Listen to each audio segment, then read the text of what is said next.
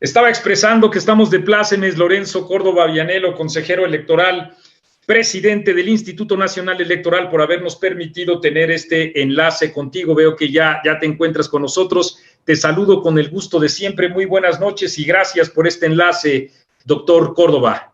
Contrario, Marco, es un verdadero placer estar contigo en este espacio. Te agradezco muchísimo la invitación a 18 días de la jornada electoral más grande de nuestra historia. Muchas gracias, querido Marco.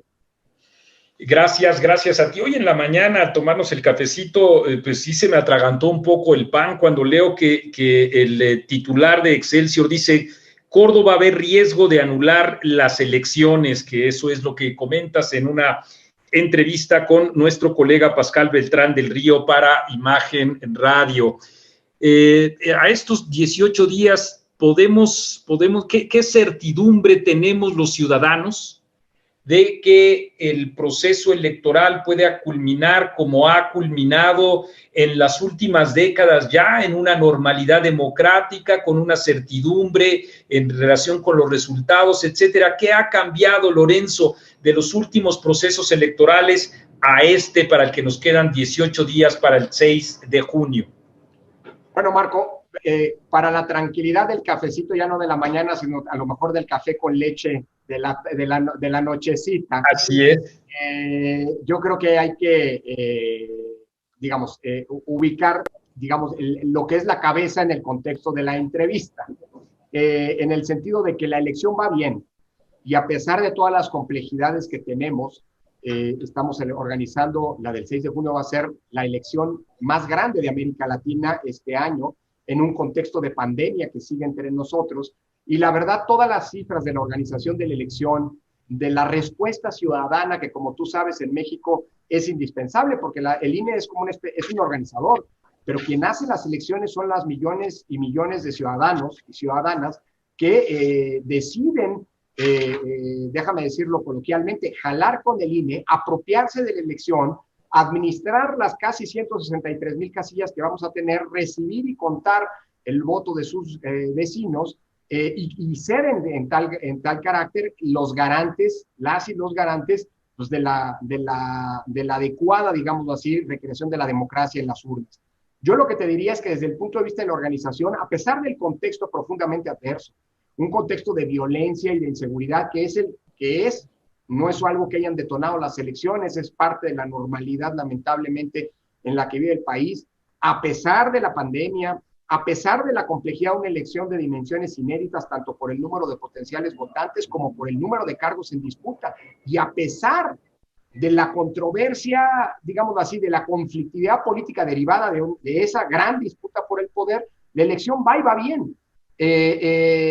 Sin embargo, pues evidentemente hay un contexto distinto, que es un contexto inédito, un contexto de una beligerancia y sobre todo una estridencia de algunos actores políticos que sí marca una diferencia y que ha implicado que haya algunos actores que pues de manera pues, reiterada, constante, pues están jugando en el mejor de los casos al límite de la ley, cuando no incluso transgrediéndola, que pueden acabar provocando, digámoslo así, elementos que en su momento, si es el caso, los tribunales pueden tomar en cuenta o no en la calificación de las elecciones. Pero la elección va y va bien. Creo que las cifras, mira, déjame darte un dato, faltan 17 días digamos, del proceso de organización de la elección.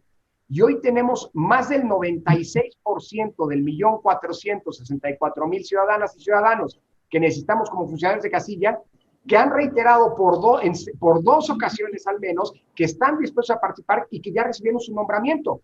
Si tú haces una comparación del momento en el que nos encontramos hoy en el proceso electoral con lo que ocurrió hace 3 años, en 2018, estamos con cifras que son incluso mejores, a pesar de que hoy estamos organizando la elección en un contexto de pandemia. Esto habla de que la gente está, digámoslo así, refrendando su confianza en el proceso democrático de renovación pacífica de los poderes a través del voto, y es una gran noticia.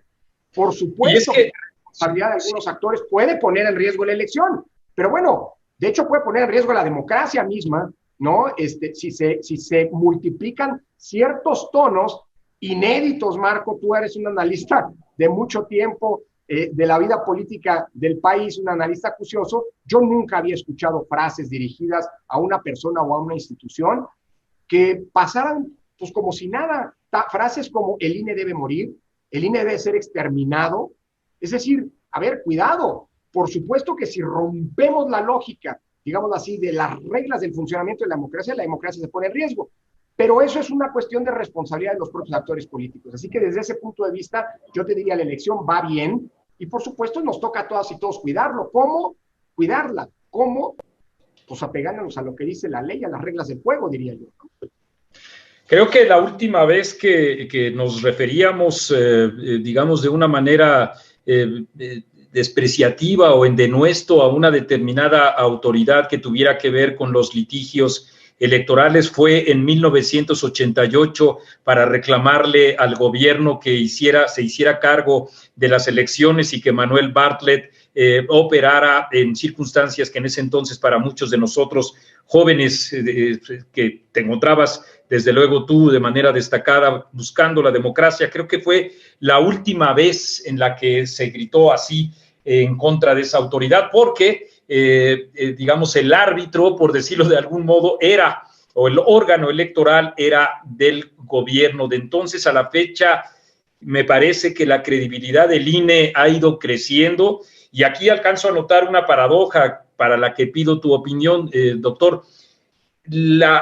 Frente a todas estas circunstancias que has señalado tan difíciles, la inseguridad, la pandemia, el contexto inusitado de ataques del gobierno y sus funcionarios en contra de la autoridad electoral, tiene, según distintos estudios demoscópicos, el INE la mayor credibilidad que ha tenido en toda su historia. Esta es una paradoja que además me parece tendríamos que asumir sobre la base de que el INE no son los consejeros o no es solo Lorenzo Córdoba, sino que es toda o implica toda una estructura normativa, pero también organizativa, en donde son miles de ciudadanos los que participan en los procesos electorales y eso creo que es, si a mí me preguntaran cómo es que ha resistido tantos bombardeos la propia autoridad, yo diría, aparte del trabajo probo de sus propios integrantes, los del Consejo, es también la manera en la que está constituido y el andamiaje normativo lo que le ha permitido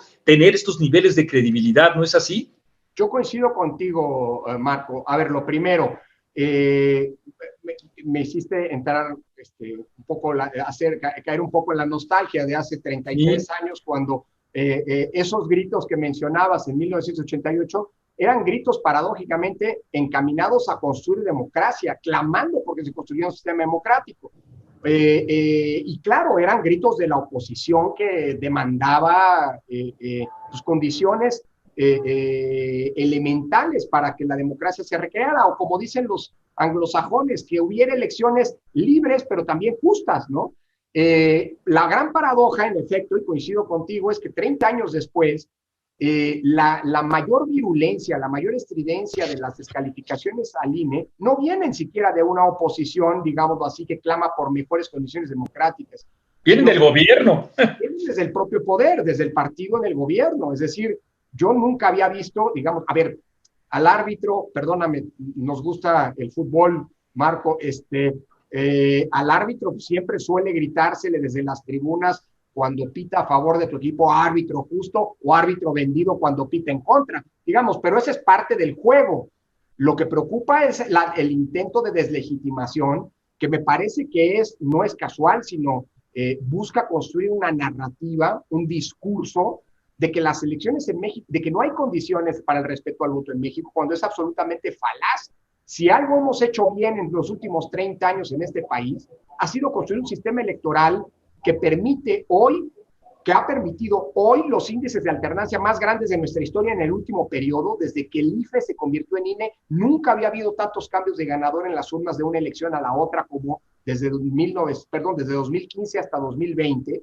El índice de alternancia es del 65%. Es impresionante lo que, digamos, el cambio de poder. No hay un solo beneficiario de esa alternancia y eso es el mejor ejemplo de que existen condiciones democráticas. Y yo creo que eso, Marco, es lo que está a la base de esto que tú mencionas. A ver, hoy el INE está viviendo uno de los momentos de mayor credibilidad y confianza ciudadana de toda su historia. Así es. 30 años de evolución democrática. Dos datos. El primero, la encuesta de cultura cívica del INEGI, que se publicó hace un mes. Bueno, el INE es la autoridad civil. Del INEGI hay que subrayar. Por supuesto, del INEGI, no es el INE, no es una medición propia. El INEGI, pues que el órgano, pues hombre, del Estado mexicano que nos genera las estadísticas, nos genera esta información. Bueno, el INEGI en una encuesta enorme de más de 25,000 preguntas a domicilios, que es la ENCUCI, la encuesta de cultura cívica, evidenció que el INE es la institución civil del Estado mexicano en la que mayor confianza tiene la ciudadanía. Estamos solo por abajo del Ejército y la Marina, que están en primer lugar, y apenas unas centésimas abajo de la Guardia Nacional.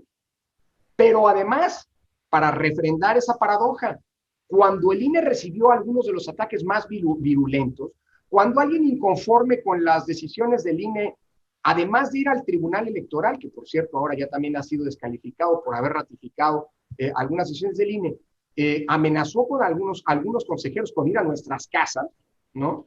En esos momentos, las encuestas de opinión pública daban una credibilidad del INE entre 60 y 68%. Nunca en la historia del INE habíamos tenido un índice de credibilidad de esta magnitud.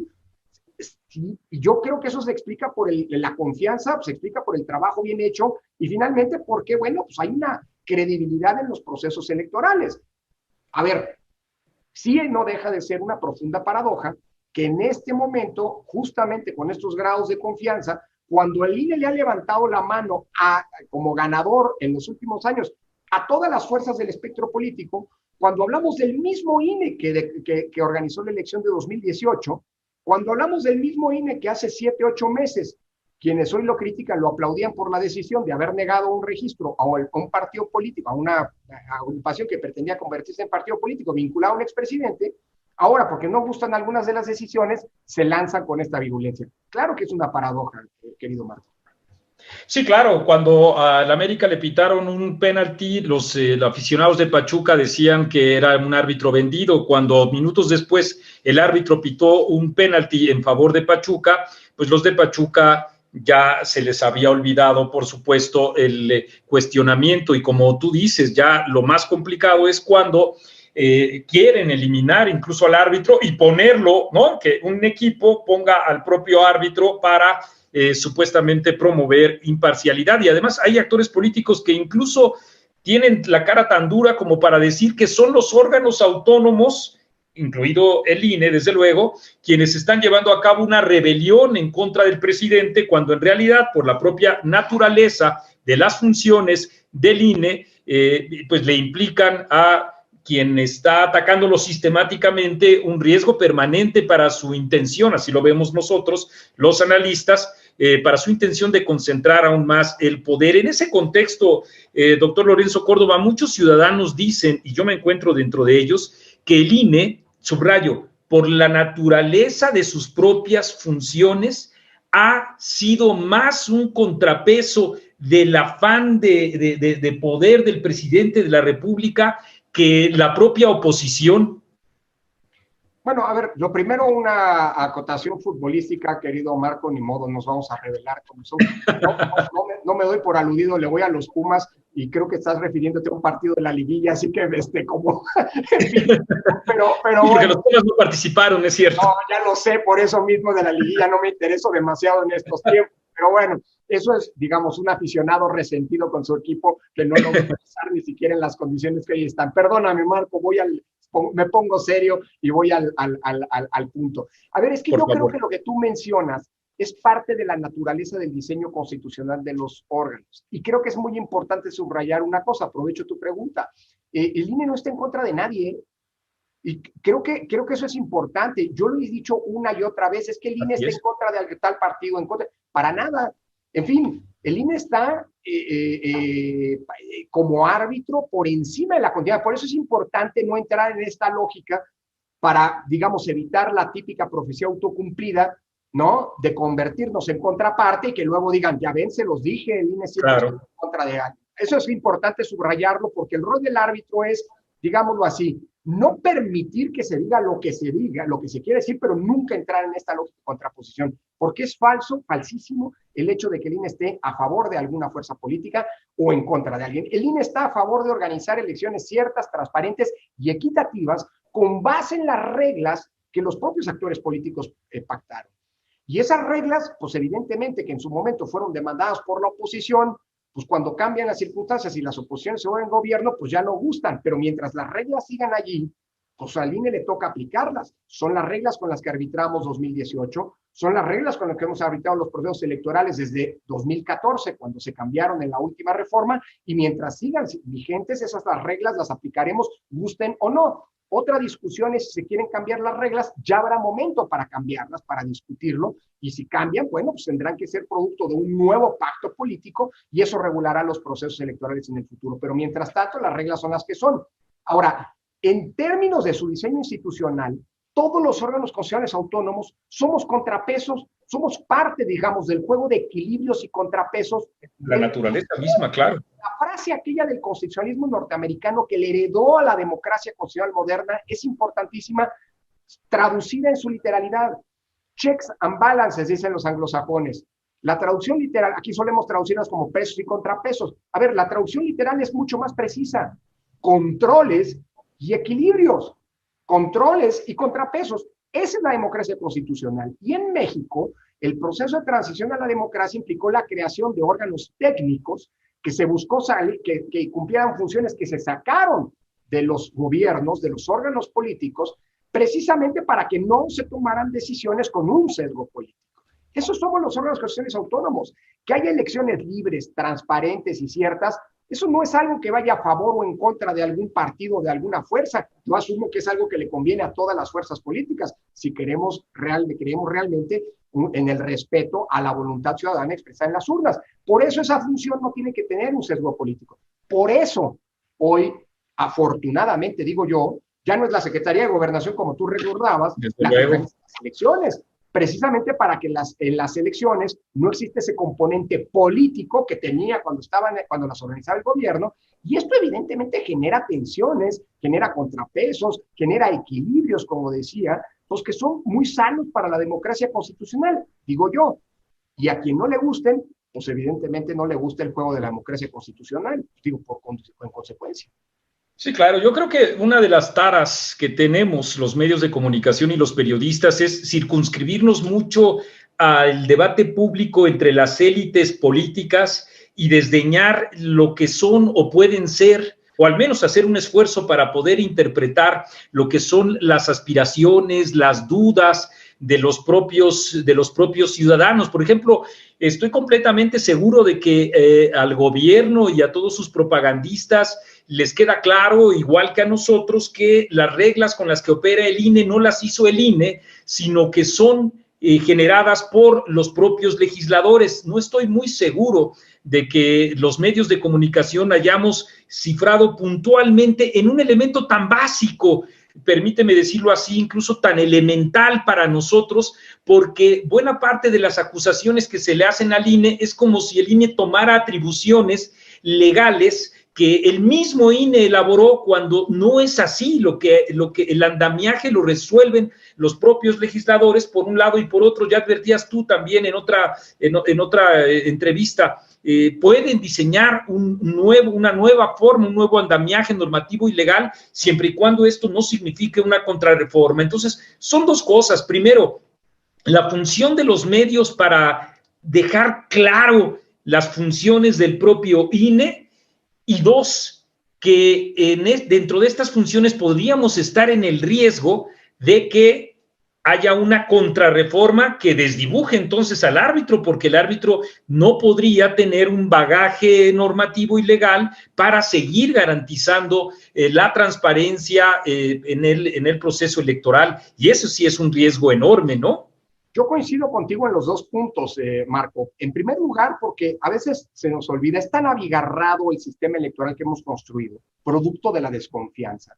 Es decir, tú vas a otros países europeos, Inglaterra, país con una larga tradición democrática, y si tú ves cómo organizan elecciones y piensas, te imaginas en algún momento qué pasaría si en México organizáramos elecciones así, pues sería esto un desastre, porque aquel es un sistema basado en la confianza y aquí es un sistema basado en la desconfianza, y esto ha provocado como decías, un sistema electoral profundamente abigarrado, lleno de controles, de prohibiciones, de reglas sobre reglas, que vuelven muy complicado la comprensión de lo que es el sistema electoral. Y claro, es muy sencillo, hay un órgano que es el encargado de aplicarlas, el INE, y por lo tanto, pues se le achaca al INE pues prácticamente toda la voluntad y digamos así, la discrecionalidad en la aplicación de las normas cuando no es así. Mira, yo puedo convenir que una norma, por ejemplo, que establece que si un precandidato no presenta un informe de gastos de precampaña, se le niega el registro, puede parecer excesiva, pero hay que entenderla en el contexto y a veces, Marco, eso es lo que a veces me parece que perdemos de vista. El contexto propio, el contexto nuestro, digamos, como país, con nuestros problemas, empezando por la desconfianza en el ámbito de las elecciones, pero también el contexto histórico, es decir, la visión histórica. Una norma como esa, planteada en abstracto, puede parecer excesiva, pero hay que entenderla en el contexto de cómo la construcción de un sistema de fiscalización, la demanda de la oposición, de que las reglas de fiscalización, sobre todo después de la acusación de flujo de dineros que corrían y qué sé yo en la elección de 2012, hizo que la oposición planteara una fiscalización que no ocurre en ningún otro lado del mundo, una fiscalización que no es ex post, como ocurría antes ya. Es decir, que se revisaban los gastos de campaña un año después. No, ahora es durante las campañas, porque la conclusión de esa fiscalización puede implicar efectos o consecuencias como anular una elección, por ejemplo. Dicho eso, para que esa fiscalización pueda ocurrir, los partidos y los candidatos, o en este caso precandidatos, están obligados a entregarte un informe, porque si no entregan un informe no se puede hacer la fiscalización. Si tú lo explicas o lo ves de esta manera, entiendes que una norma que vista en abstracto podría parecer draconiana, pues adquiere sentido. Es que es gravísimo no reportarle información a la autoridad. Alguien decía, es que son nada más unos cuantos miles de pesos. No, eso es lo que la autoridad electoral, sin poder fiscalizar, encontró de casualidad. Puede haber habido millones detrás. Por eso lo grave de esa. Entonces, creo que es muy importante lograr entender el contexto. Ahora, la otra cosa, lo de la reforma, pues sí, las reglas del juego son las que son y no las puso el INE. Las reglas, como suele ocurrir, las reglas del juego son pactadas entre los actores políticos y es muy pertinente que sea así, porque finalmente los que desconfían, los que tienen que remontar la desconfianza son los propios actores y este sistema abigarrado, complejo, ha sido el resultado de esa desconfianza. ¿Se vale cambiarlas? Claro, pero hay momentos para hacerlo y ojalá, y como dice el Consejo Popular, los temas calientes en tiempos fríos. Me parece muy curioso que en pleno proceso electoral hay quien ande clamando a diestra y siniestra reformas electorales. Peor todavía, hay quien condiciona las reformas electorales a cómo le van las elecciones. Ay, si ganamos, la reforma la hacemos luego. Y si no la hacemos antes, bueno, a ver, es que eso claramente pues, implica una intencionalidad política, una visión, digámoslo así, del juego político y no necesariamente un intento de mejorar lo que hoy tenemos, ¿no? Sí, es que además el asunto de los recursos no solo implica la posibilidad de inyectar más, digamos, dinero a las campañas privado, digamos, sino también el asunto del contexto de violencia y del fortalecimiento del narcotráfico en distintos estados, en Guerrero, por poner un ejemplo. Entonces ahí también el asunto es particularmente complicado como para que en efecto esta regla que como señalas es producto también de la desconfianza y de la desconfianza, también del contexto en donde poderes fácticos buscan intervenir. Ya hemos visto que en este proceso, incluso a través de cobrar vidas de candidatos, cuando no también incluso de la inversión, así como se oye, de económica, la inyección económica de parte de ellos, y eso sin duda significó para el INE la decisión de no de retirar la candidatura que fue convalidada por el propio Tribunal Electoral, uno de los aspectos que más notoriedad y creo que legitimidad le dio. Por eso a la hora de la comida, el café amargo de la mañana me supo muy rico cuando leí que en El País, el periódico El País, dentro de la carrera hacia los presidenciables de 2024, está tu nombre, Lorenzo. No, bueno, a mí eso que la café amargo siga. No, mira, yo creo que eso es la intencionalidad.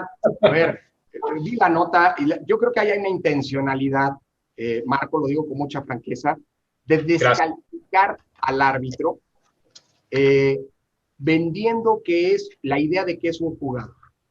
Y eso es algo justamente que viene parte, me parece, de una estrategia de erosión de la credibilidad del propio INE. Es decir, cuando volvemos al fútbol, ¿no? La mejor manera o una de las múltiples maneras de calificar al árbitro es decir que el árbitro no es árbitro, sino un jugador encubierto y está a favor, por supuesto, de algún actor político. Entonces, yo te diría, a ver, el árbitro es el árbitro, el árbitro no juega, por definición, y todo aquel que esté pretendiendo decir que el árbitro es un jugador se equivoca de cabo a rabo. Así que no le hagamos caso a esas notas, que no es tanto la nota del país, sino más bien a quien, la encuestadora, yo supongo, ¿no? Que se le ocurrió. Sí, a quien ordena que se hagan ese tipo de encuestas, que colocan el propio nombre, claro. Y que además, insisto, yo creo que no tiene otro propósito más que contribuir a esa lógica de desprestigio, insisto, de decir que el árbitro no es árbitro sino jugador, y es absolutamente falso, ¿no, Marco? Porque además sale la nota y de inmediato ves las operaciones en las redes sociales, de las redes sociales que maneja el gobierno de la República, y te das cuenta con toda claridad cómo incluso hasta le sirve para batear a la propia oposición, diciendo, apuntalándote como candidato, sí, claro, como jugador, no como árbitro, y simultáneamente también intentando desdibujar el esfuerzo que haga, el que nos merezca, la propia oposición. Eso es lo que alcanzamos nosotros a ver de este lado. Cuando termine el mandato en 1 año y 10 meses, en abril del 2003, la única candidatura que voy a buscar, mi querido Marco, es la de ser titular C, porque soy titular B y esa sería la culminación de mi carrera académica en la universidad. Y a seguir escribiendo libros, ¿no? Varios de ellos, pues, como uno de los mayores estudiosos de la propia democracia, de la transición democrática, que es con eso, con lo que, además de que eres una persona a la que admiro y respeto mucho, también maestro de muchos para poder entender lo difícil y así valorar lo difícil que ha significado construir la democracia, como para que de buenas a primeras, en una situación tan complicada como la que estamos viviendo, el INE deje de ejercer las funciones con las que ha garantizado el voto ya desde hace muchos años. Lorenzo, te agradezco mucho este enlace, en verdad, nos gustaría seguir mucho en comunicación, porque hay tantas cosas que enfrenta ya el INE de manera consuetudinaria, aparte de todo lo que has dicho, las fake news, la declaratoria esta de incompetencia en relación con la queja del PAN sobre el caso de Nuevo León y los dichos del presidente, tantas cosas en las que ustedes tienen que estar viendo permanentemente. Que no nos olvidemos, Marco, nada más sobre el punto. Sí, por favor. No es que no haya una irregularidad, lo que pasa es que el órgano competente para decidirlo es la Comisión Estatal Electoral de Nuevo León, porque la presunta irregularidad tuvo que ver con una elección local, es decir, la elección de gobernador, pero el sistema electoral es uno y por lo tanto implica pues, distintas competencias. Pero Marco, es un verdadero placer estar aquí contigo, de verdad, repitámoslo, y como ya lo decías también, y lo dejaste de ver, no fuiste tan claro, pero hay una amistad desde hace mucho tiempo que data de aquellas luchas añejas, como decías, cuando éramos jóvenes, ¿no? Y estábamos construyendo democracia. Ahora ya la tenemos, lo que nos toca desde nuestras trincheras es defenderla, Marco. Muchísimas gracias. Yo me siento muy, muy orgulloso de esa amistad que hemos construido durante tantos años y además también muy agradecido por ese esfuerzo académico y también como árbitro por lo que has hecho por el país. De verdad me siento muy orgulloso de haber pertenecido a esa generación. Gracias, Marco. Abrazo muy fuerte para ti, para todos. También para ti muy fuerte. Buenas noches, doctor Lorenzo Córdoba. Gracias.